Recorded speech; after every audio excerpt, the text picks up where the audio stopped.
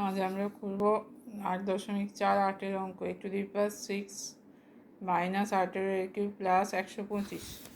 আচ্ছা, এখানে যে ফর্মুলাটা ব্যবহার হবে x³ plus y³ plus z³ minus 3xyz সমান হচ্ছে x plus y plus z into x² plus y² plus z² minus xy minus yz minus zx।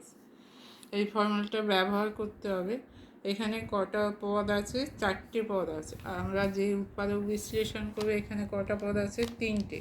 তাহলে এই 3টে পদ থেকে আমাকে 4টে পদের করতে হবে।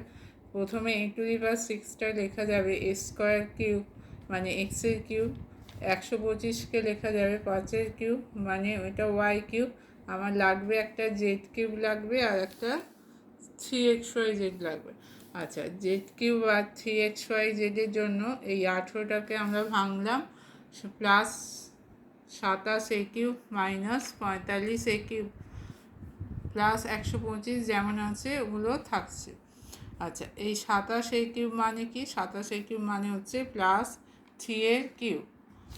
আচ্ছা, আর 45a³ আমরা 3xyz আকারে ভাঙছি। 3x হচ্ছে এখানে a², y হচ্ছে 5 আর z হচ্ছে 3a। আচ্ছা, তাহলে কি হলো? প্রথমে x³ y³ z³ minus 3xyz। তাহলে এই ফর্মুলাটা ব্যবহার হবে x plus y plus z into x² plus y² plus z² minus xy minus yz minus zx। আচ্ছা, তাহলে x plus y plus z a² plus 3a plus 5x² মানে a² whole square, তারপরে y² মানে 5a² plus z² হচ্ছে 3a² minus xy a² গুণিতক 5 minus yz 5 গুণিতক 3a minus zx a² গুণিতক 3a। তাহলে এখানে হচ্ছে x plus y plus z a² plus 3a plus 5 আর এখানটা ভাঙলে হবে a⁴